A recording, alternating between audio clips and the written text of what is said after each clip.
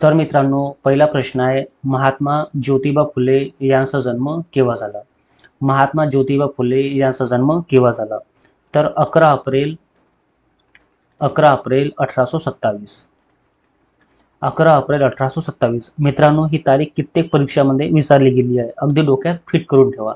पुढचा प्रश्न आहे प्रश्न क्रमांक 2, की महात्मा फुलेंचा जन्म कोणत्या गावी झाला? महात्मा फुलेचा जन्म कोणत्या गावी झाला? मित्रांनो, कटगुण, जिल्हा सातारा. महात्मा फुलेचा जन्म कोणत्या गावी झाला? कटगुण, जिल्हा सातारा. प्रश्न क्रमांक 3. नमस्कार मित्रांनो, जर तुम्ही एमपीएससी, पोलीस भरती, तलाठी, वनरक्षक किंवा आगामी कोणतीही सरळ सेवा परीक्षा देणार असाल तर आजचा हा व्हिडिओ तुमच्यासाठी 2 ते 3 मार्क फिक्स करून देणार आहे. होय, आज आपण महाराष्ट्राचे मार्टिन लुथर किंग म्हणजे महात्मा ज्योतिबा फुले यांच्यावर आधारित असे 40 अति महत्त्वाचे वन लाइनर प्रश्न पाहणार आहोत, जे परीक्षेत वारंवार रिपीट होतात. व्हिडिओ शेवटपर्यंत नक्की पहा आणि शेवटी दिलेल्या चॅलेंज प्रश्नाचे उत्तर कमेंट करायला विसरू नका. चला तर मग सुरू करूया. क्रमांक 3. ज्योतिबा फुले यांचे मूळ आडनाव काय होते? ज्योतिबा फुले यांचे मूळ आडनाव काय होते? मित्रांनो, गोरहे. मित्रांनो, IMPI लक्षात ठेवा. ज्योतिबा फुले यांचे मूळ आडनाव काय होते? गोरहे. प्रश्न क्रमांक 4. ज्योतिबा यांच्या कुटुंबाला फुले हे आडनाव कशामुळे मिळाले? ज्योतिबा यांच्या कुटुंबाला फुले हे आडनाव कशामुळे मिळाले? तर मित्रांनो, फुलांच्या व्यवसायामुळे. त्यांचे कुटुंब पेशवाच्या काळात फुलाचे काम करत असत. प्रश्न क्रमांक 5, की ज्योतिबा फुले यांच्या वडिलाचे आणि आईचे नाव काय होते? मित्रांनो, ज्योतिबा फुले यांच्या वडिलाचे आणि आईचे नाव काय होते? तर वडिलाचे नाव गोविंदराव. मित्रांनो, वडिलाचे नाव गोविंदराव आणि आईचे नाव चिमणाबाई. तर मित्रांनो, ज्योतिबा फुले यांच्या वडिलाचे आणि आईचे नाव काय होते? तर वडिलाचे नाव गोविंदराव आणि आईचे नाव चिमणाबाई होते. लक्षात ठेवा. प्रश्न क्रमांक 6. ज्योतिबा फुले यांच्या पत्नीचे नाव काय होते? ज्योतिबा फुले यांच्या पत्नीचे नाव काय होते? तर उत्तर होणार सावित्रीबाई फुले, ज्या भारताच्या पहिल्या महिला शिक्षिका बनल्या. प्रश्न क्रमांक 7. महात्मा फुलेंनी पहिली मुलीची शाळा केव्हा सुरू केली? महात्मा फुलेंनी पहिली मुलीची शाळा केव्हा सुरू केली? जर मित्रांनो ह्या प्रश्नाचे योग्य उत्तर माहीत असेल तर कमेंटमध्ये आता सांगा. पाहूया कोण योग्य उत्तर देतो. महात्मा फुलेंनी पहिली मुलीची शाळा केव्हा सुरू केली? मित्रांनो, 1 जानेवारी 1848. ते 1 जानेवारी 1848 ही तारीख नीट लक्षात ठेवा. ही तारीख आपल्या भारताच्या इतिहासातील एक क्रांतीची सुरुवात आहे. तर महात्मा फुलेंनी पहिली मुलीची शाळा केव्हा सुरू केली? 1 जानेवारी 1848. पाहूया पुढचा प्रश्न. तर मित्रांनो, पुढचा प्रश्न आहे प्रश्न क्रमांक 8. महाराष्ट्रातील पहिली मुलींची शाळा कोणत्या ठिकाणी सुरू करण्यात आली? महाराष्ट्रातील पहिली मुलींची शाळा कोणत्या ठिकाणी सुरू करण्यात आली? मित्रांनो, भिंडेवाडा. तर मित्रांनो, भिंडेवाडा, बुधवारपेठ, पुणे.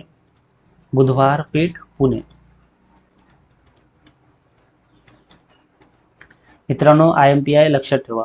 महाराष्ट्रातील पहिली मुलीची शाळा कोणत्या ठिकाणी सुरू करण्यात आली? तो भिंडेवाडा, बुधवारपेठ, पुणे. लक्षात ठेवा. पाहूया पुढचा प्रश्न क्रमांक 9. ज्योतिबा फुलेंना कोणत्या इंग्रजी लेखकाच्या पुस्तकातून मानवी हक्काची प्रेरणा मिळाली? मित्रांनो, प्रश्न असा आहे की ज्योतिबा फुलेंना कोणत्या इंग्रजी लेखकाच्या पुस्तकातून मानवी हक्काची प्रेरणा मिळाली? तर उत्तर होणार थॉमस पेन. पुस्तक आहे राईट्स ऑफ मेन. मित्रांनो, MPSC, पोलीस भरती मध्ये हा प्रश्न वारंवार विचारला जातो. अतिमहत्त्वाचा प्रश्न. ज्योतिबा फुलेंना कोणत्या इंग्रजी लेखकाच्या पुस्तकातून मानवी हक्काची प्रेरणा मिळाली? तर उत्तर होणार थॉमस पेन. पुस्तक आहे राईट्स ऑफ मेन. नंतरचा प्रश्न आहे प्रश्न क्रमांक 10. अस्पृश्य मुलांसाठी पहिली शाळा ज्योतिबांनी पुणे येथे कधी सुरू केली? अस्पृश्य मुलांसाठी पहिली शाळा ज्योतिबांनी पुणे येथे कधी सुरू केली? मित्रांनो, 1851. अस्पृश्य मुलांसाठी पहिली शाळा ज्योतिबांनी पुणे येथे कधी सुरू केली? 1851.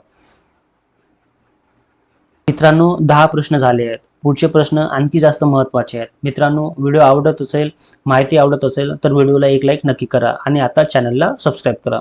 चला पाहूया पुढचा महत्त्वाचा प्रश्न.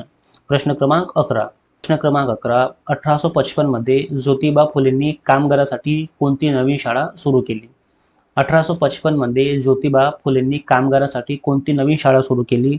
तर मित्रांनो, उत्तर होणार भारतातील पहिली रात्रशाला. भारतातील पहिली रात्रशाला. Night school. 1855 मध्ये ज्योतिबा फुलेंनी कामगारांसाठी कोणती नवीन शाळा सुरू केली? तर भारतातील पहिली रात्रशाला नाईट स्कूल. प्रश्न क्रमांक 12. बालहत्या प्रतिबंधक गृहाची स्थापना महात्मा फुलेंनी कधी केली? बालहत्या प्रतिबंधक गृहाची स्थापना महात्मा फुलेंनी कधी केली? तर मित्रांनो, 1863. बालहत्या प्रतिबंधक गृहाची स्थापना महात्मा फुलेंनी 1863 मध्ये केली. हे भारतातील अशा प्रकारचे पहिले गृह होते. मित्रांनो, प्रत्येक प्रश्न परीक्षेच्या दृष्टीने अतिशय महत्त्वाचे आहे, म्हणून व्हिडिओ पूर्ण बघा, स्किप करू नका. पाहूया पुढचा प्रश्न. पुढचा प्रश्न आहे महत्त्वाचा प्रश्न आहे. प्रश्न क्रमांक 13. ज्योतिबा फुले यांनी दत्तक घेतलेल्या मुलांचे नाव काय होते? ज्योतिबा फुले यांनी दत्तक घेतलेल्या मुलांचे नाव काय होते? मित्रांनो, यशवंत. मित्रांनो, इम्पॉर्टंट आहे, ते एका ब्राह्मण विद्येचे मुलगे होते. यशवंत. ज्योतिबा फुले यांनी दत्तक घेतलेल्या मुलांचे नाव काय होते? यशवंत. मित्रांनो, इम्पॉर्टंट आहे, ते एका ब्राह्मण विद्येचे मुलगे होते. पाहूया पुढचा प्रश्न. मित्रांनो, नंतरचा प्रश्न आहे. प्रश्न क्रमांक 14. की महात्मा फुलेंनी सत्यशोधक समाजाची स्थापना कधी केली? महात्मा फुलेंनी सत्यशोधक समाजाची स्थापना कधी केली? मित्रांनो, 24 सप्टेंबर 1873. 24 सप्टेंबर 1873. महात्मा फुलेंनी सत्यशोधक समाजाची स्थापना 24 सप्टेंबर 1873 ला केली. मित्रांनो, पोलीस भरती आणि तलाठीच्या पेपरमध्ये हा प्रश्न वारंवार विचारला जातो, म्हणून ही तारीख नीट लक्षात ठेवा.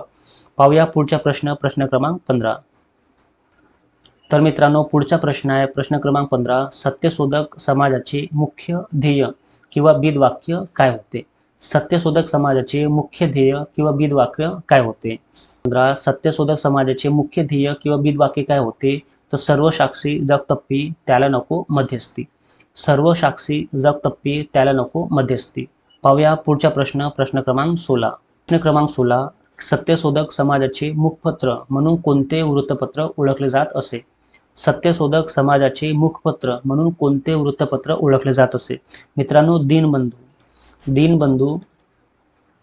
सत्यशोधक समाजाचे मुखपत्र म्हणून कोणते वृत्तपत्र ओळखले जाते? मित्रांनो, दीनबंधू. यांचे संपादक कृष्णराव भालेराव होते. पाहूया पुढचा प्रश्न. प्रश्न क्रमांक 17. तर मित्रांनो, पुढचा प्रश्न आहे. प्रश्न क्रमांक 17. ज्योतिबा फुले यांना महात्मा ही पदवी केव्हा आणि कोणी दिली? ज्योतिबा फुले यांना महात्मा ही पदवी केव्हा आणि कोणी दिली? मित्रांनो, 11 मई 1888. ज्योतिबा फुले यांना महात्मा ही पदवी केव्हा आणि कोणी दिली? तर 11 मई 1888 रोजी मुंबईच्या जनतेने रायबहादूर वडेदाव यांनी ही पदवी जाहीर केली. तर 11 मई 1888 रोजी मुंबईच्या जनतेने रायबहादूर वडेदार यांनी ही पदवी जाहीर केली. पुढचा प्रश्न आहे. प्रश्न क्रमांक 18. पुढचा प्रश्न आहे. प्रश्न क्रमांक 18. ज्योतिबा फुले यांनी 1882 मध्ये कोणत्या आयोगासमोर प्राथमिक शिक्षणावर साक्ष दिली? ज्योतिबा फुले यांनी 1882 मध्ये कोणत्या आयोगासमोर प्राथमिक शिक्षणावर साक्ष दिली? मित्रांनो, उत्तर होणार हंटर कमिशन. ज्योतिबा फुले यांनी 1882 मध्ये कोणत्या आयोगासमोर प्राथमिक शिक्षणावर साक्ष दिली? Hunter commission. प्रश्न क्रमांक 19. गुलामगिरी हे प्रसिद्ध पुस्तक महात्मा फुलेंनी कधी लिहिले? गुलामगिरी हे प्रसिद्ध पुस्तक महात्मा फुलेंनी कधी लिहिले? मित्रांनो, 1873 मध्ये. मित्रांनो, तारीख नीट लक्षात ठेवा, इम्पॉर्टंट आहे. पाहूया पुढचा प्रश्न. प्रश्न क्रमांक 20. गुलामगिरी हे पुस्तक ज्योतिबांनी कोणाला समर्पित केले? गुलामगिरी हे पुस्तक ज्योतिबांनी कोणाला समर्पित केले? मित्रांनो, अमेरिकेतील कृष्णवर्गीय निग्रो लोकांच्या मुक्तीसाठी लढणाऱ्यांना. गुलामगिरी हे पुस्तक अमेरिकेतील कृष्णवर्गीय निग्रो लोकांच्या मुक्तीसाठी लढणाऱ्यांना समर्पित केले. पुढचा प्रश्न आहे. प्रश्न क्रमांक 21. शेतकऱ्यांच्या आसूड या ग्रंथाचे लेखक कोण आहेत? शेतकऱ्यांच्या आसूड या ग्रंथाचे लेखक कोण आहेत? मित्रांनो, महात्मा ज्योतिबा फुले यांनी 1883 मध्ये या ग्रंथाचे लेखन केले. मित्रांनो, तारीख नीट लक्षात ठेवा. प्रश्न आहे प्रश्न क्रमांक 22. विद्येविना मती गेली, मतीविना नीती गेली या प्रसिद्ध ओळी कोणत्या ग्रंथातील आहेत? विद्येविना मती गेली, मतीविना नीती गेली या प्रसिद्ध ओळी कोणत्या ग्रंथातील आहेत? मित्रांनो, उत्तर होणार शेतकऱ्यांच्या आसूड. शेतकऱ्यांच्या आसूड या ओळी तर सर्व मित्रांना तोंडपाठ असायला पाहिजे. पाहूया पुढचा प्रश्न. प्रश्न क्रमांक 23. महात्मा फुलेंनी लिहिलेले पहिले नाटक कोणते आणि ते कधी लिहिले गेले? महात्मा फुलेंनी लिहिलेले पहिले नाटक कोणते आणि ते कधी लिहिले गेले? मित्रांनो, खूप महत्त्वाचा प्रश्न आहे. जर उत्तर माहीत असेल तर कमेंटमध्ये आताच सांगा. तर मित्रांनो, उत्तर आहे तृतीय रत्न. उत्तर आहे तृतीय रत्न. तृतीय रत्न केव्हा लिहिली गेली? 1855. 1855. तर महात्मा फुलेंनी लिहिलेले पहिले नाटक कोणते? तृतीय रत्न. आणि ते कधी लिहिले गेले? तर 1855. पाहूया पुढचा प्रश्न. प्रश्न क्रमांक 24. ज्योतिबा फुलेंनी कोणत्या समाजसुधारकाच्या दर्पणपत्रातून प्रेरणा घेतली होती? ज्योतिबा फुलेंनी कोणत्या समाजसुधारकाच्या दर्पणपत्रातून प्रेरणा घेतली होती? मित्रांनो, उत्तर होणार बाळशास्त्री जांभेकर. बाळशास्त्री जांभेकर. पाहूया पुढचा प्रश्न. प्रश्न क्रमांक 25. की महात्मा फुलेंनी अस्पृश्यांसाठी आपल्या घरातील काय खुले केले होते?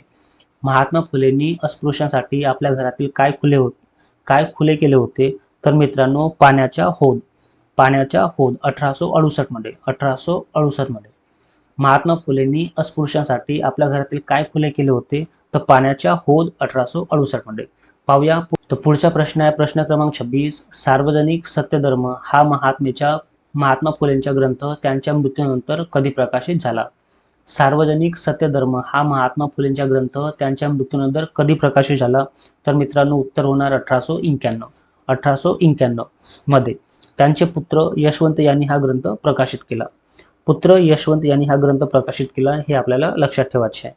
पाहूया पुढचा प्रश्न. प्रश्न क्रमांक 27. ब्राह्मणाचे कसब या पुस्तकाचे लेखन ज्योतिबांनी कधी केले? ब्राह्मणाचे कसब या पुस्तकाचे लेखन ज्योतिबांनी कधी केले? तर मित्रांनो, 1869. 1869. ब्राह्मणाचे कसब या पुस्तकाचे लेखन ज्योतिबांनी कधी केले? तर 1869 मध्ये. ही तारीख नीट लक्षात ठेवा, खूप महत्त्वाचा प्रश्न आहे. प्रश्न क्रमांक 28. प्रश्न क्रमांक 28. महाराष्ट्राचे मार्टिन लुथर किंग म्हणून कोणाला ओळखले जाते? महाराष्ट्राचे मार्टिन लुथर किंग म्हणून कोणाला ओळखले जाते? तर मित्रांनो, महात्मा ज्योतिबा फुलेंना. महात्मा ज्योतिबा फुलेंना मार्टिन लुथर किंग म्हणून ओळखले जाते. पुढचा प्रश्न. प्रश्न क्रमांक 29. महात्मा फुलेंनी पुणे पालिकेचे म्युनिसिपालिटीचे सदस्य म्हणून कोणत्या काळात काम केले? महात्मा फुलेंनी पुणे पालिकेचे म्युनिसिपालिटी सदस्य म्हणून कोणत्या काळात काम केले? तर मित्रांनो, 1876 ते 1882. महात्मा फुलेंनी पुणे पालिकेत 1876 ते 1882 मध्ये सदस्य म्हणून काम केले. पाहूया पुढचा प्रश्न. प्रश्न क्रमांक 30. लाइटिंग आणि कन्स्ट्रक्शनच्या कामासाठी ज्योतिबांनी कोणती कंपनी सुरू केली होती? लाइटिंग आणि कन्स्ट्रक्शनच्या कामासाठी ज्योतिबांनी कोणती कंपनी सुरू केली होती? मित्रांनो, commercial and contracting company. Commercial and contracting company हा खूप महत्त्वाचा आणि कमी लोकांना माहीत असणारा फॅक्ट आहे. तर उत्तर आहे कमर्शियल अँड कॉन्ट्रॅक्टिंग कंपनी. पाहूया पुढचा प्रश्न. प्रश्न क्रमांक 31. प्रश्न क्रमांक 31. सत्यशोधक समाजाच्या स्थापनेच्या वेळी उपस्थित असणारे ज्योतिबाचे खंदे समर्थक कोण होते? सत्यशोधक समाजाच्या स्थापनेच्या वेळी उपस्थित असणारे ज्योतिबाचे खंदे समर्थक कोण होते? मित्रांनो, नारायण लोखंडे आणि भास्करराव जाधव. नारायण लोखंडे आणि भास्करराव जाधव. पाहूया पुढचा प्रश्न. प्रश्न क्रमांक 32. इसारा आणि सत्सार ही नियतकालिके कोणी सुरू केली? इसारा आणि सत्सार ही नियतकालिके कोणी सुरू केली? तर मित्रांनो, उत्तर होणार महात्मा ज्योतिबा फुले. महात्मा ज्योतिबा फुले यांनी इसारा आणि सत्सार ही नियतकालिके सुरू केली. पुढचा प्रश्न. प्रश्न क्रमांक 33. प्रश्न क्रमांक 33. ज्योतिबा फुले यांच्यावर लहानपणी कोणाच्या विचारांचा मोठा प्रभाव होता?